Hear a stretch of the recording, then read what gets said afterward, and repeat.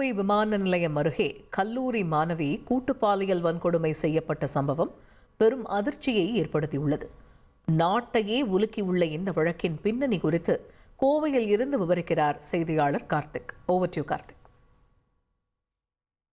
வணக்கம். கோவை சர்வதேச விமான நிலையம் அருகே நேற்று இரவு தன் ஆண் நண்பருடன் காரில் இருந்த கல்லூரி மாணவியை 3 பேர் கொண்ட கும்பல் பாலியல் வன்கொடுமை செய்யப்பட்ட சம்பவம் நாட்டையே அதிர்ச்சிக்கு உள்ளாகி இருக்குது. இந்த சம்பவம் தொடர்பாக கோவை பீளமேடு காவல் நிலையம் வழக்கு பதிவு செய்து விசாரணை மேற்கொண்டு வருகிறார்கள். மேலும் இச்சம்பவம் தொடர்பாக மாநகர போலீசார் 7 தனிப்படைகள் அமைத்து பல்வேறு கோணங்களில் விசாரணையை தீவிரப்படுத்தியிருக்காங்க. இந்த சூழலில் இந்த சம்பவம் நேற்று 11 மணி அளவில் இந்த விமான நிலையம் பின்புறம் பகுதியில் இருக்கக்கூடிய இந்த பிருந்தாவனம் நகர் பகுதியில் இருக்க ஒரு காலி மைதானத்தில் அந்த சம்பவம் நடந்திருக்கு. அதாவது என்கின்ற ஆண் நபர் கோவை அவினாசி சாலையில் இருக்கக்கூடிய ஒரு தனியார் கல்லூரியில் படிக்கக்கூடிய 1ஆம் ஆண்டு மாணவியுடன் நேற்று இரவு அந்த பகுதிக்கு சென்றிருக்கிறார். அப்போது அவர்கள் அங்கு பேசிக் கொண்டிருப்பதாக கூறப்படுகிறது. அப்போது அவர்களை பார்த்த அந்த 3 இளைஞர்கள் அந்த காரின் கண்ணாடியை உடைத்து அங்கிருந்து அந்த மாணவரை, அதாவது அந்த கல்லூரி மாணவியை அங்கிருந்து தூக்கி சென்று முட்புதர் இருக்கக்கூடிய ஒரு பகுதியில் பாலியல் வன்கொடுமை செய்திருப்பது முதற்கட்ட தகவல்கள் வெளியாகி இருக்கு. குறிப்பாக அந்த ஆண் நண்பன் சொல்லக்கூடிய என்பவரை மிக கொடுமையாக தாக்கி 26 தையல்கள் போடப்பட்டு உடம்புல 7 இடங்களில் கொடுங்காயங்கள் ஏற்படுத்தியிருப்பதாக போலீசார் தகவல் வெளியாகிருக்கு. அவருக்கு கோவை அரசு மருத்துவமனையில் சிகிச்சை வழங்கப்பட்டு இருக்கு. அதே சமயம் இந்த பாதிக்கப்பட்ட மாணவியை நேற்று 11 மணிக்கு அங்கிருந்து அந்த 3 பேர் அந்த மாணவியை தூக்கிவிட்டு சென்றிருக்கிறார்கள். ஆனால் அதிகாலை 4 மணிக்கு பிறகுதான் அந்த மாணவி பொதுமக்கள் உதவியுடன் போலீசாரிடம் சென்று பாதுகாப்பு கேட்டிருக்கிறார். இந்த சம்பவம் நேற்று 11 மணிக்கு மேலே நடைபெற்றிருக்கு. 11:00க்கு காவல்துறைக்கு தகவல் கொடுக்குறாரு.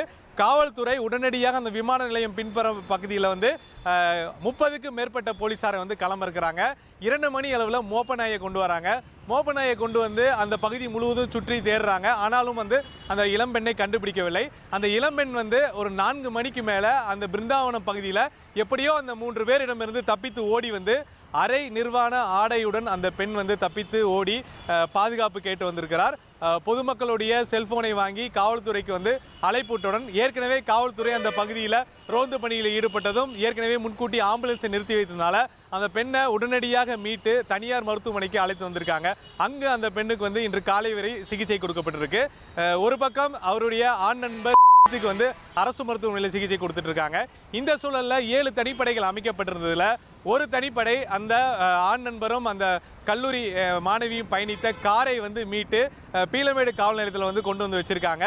அங்கு அந்த காரிலிருந்து பார்த்தீங்கன்னா அந்த இளம்பெண்ணுடைய மணி பிரஸ் மற்றும் உபகரணங்கள், அந்த மாணவியோட உடைகள் போன்றவை அந்த காரில் கிடைக்கப்பட்டிருக்கு.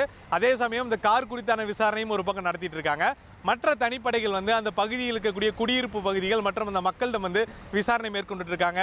குறிப்பாக அந்த சாலைகள் இருக்கக்கூடிய CCTV கேமராவில் பதிவான காட்சிகளை எடுத்து தீவிரமாக விசாரணை மேற்கொண்டு வருகிறார்கள்.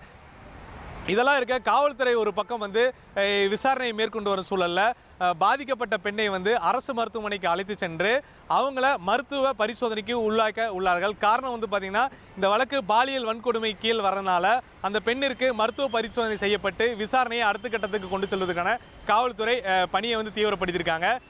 மேலும் இந்த சம்பவம் நடைபெறுவது தொடர்பாக காவல்துறை ஒரு பக்கம் விசாரணை மேற்கொண்டு வருகிறது.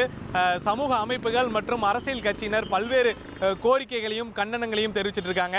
ஏற்கனவே ஒரு சில இடங்களில் ஆர்ப்பாட்டம் போராட்டங்கள் நடத்திட்டு இருக்காங்க. இந்த சூழலில் தான் இந்த வழக்கு விசாரணை மேற்கொள்ளப்பட்டு வருகிறது. குறிப்பாக இந்த 3 நபர்கள் யார் அப்படின்னு கேட்கும் பொழுது முதற்கட்ட விசாரணையில் 2 நபர்கள் 25க்கு மேற்பட்டவர் எனவும் ஒருவர் 30 வயதுக்கு மேற்பட்டவர் எனவும் முதற்கட்ட தகவல் கிடைத்திருக்கு. இந்த 3 பேரும் தற்போது எங்கே தப்பித்து சென்றார்கள், அவர்கள் வந்தது காரில் வந்தார்களா இல்லது 2 சக்கரத்தில் வந்தாங்களா, எங்கிருந்து இந்த தற்போது தலைமறைவாக இருக்காங்க என்ற கோணத்தில் போலீசார் ஒரு பக்கம் விசாரணை தீவிரப்படுத்தியிருக்காங்க.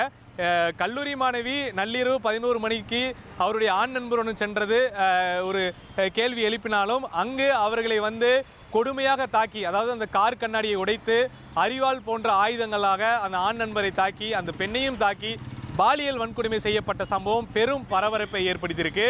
மேலும் அந்த இளைஞர்கள் கையில் அரிவாள் கத்தியுடன் சுற்றி கொண்டிருப்பதற்கு காரணம் என்ன, ஏற்கனவே அவர்கள் மீது குற்ற வழக்குகள் இருக்கா என்ற கோணத்திலும் போலீசார் ஒரு பக்கம் விசாரணை நடத்திட்டு இருக்காங்க. இளம்பெண் தற்போது தனியார் மருத்துவமனையிலும் சிகிச்சை பெற்றுட்டு இருக்காங்க. அடுத்து அவங்களுக்கு வந்து மருத்துவ பரிசோதனை மேற்கொள்ள இருக்காங்க. விரைந்து இவர்களை கைது செய்வோம் என காவல்துறை தரப்புல தகவல் கொடுத்திருக்காங்க. விரிவான விவரங்களை வழங்கியமைக்கு நன்றி கார்த்திக்.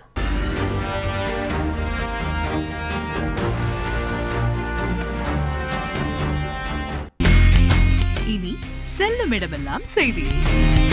தந்தை டிவியின் வாட்ஸ்அப் சேனலை ஃபாலோ பண்ணினா செல்ல இருக்கும் இடமெல்லாம் செய்தி.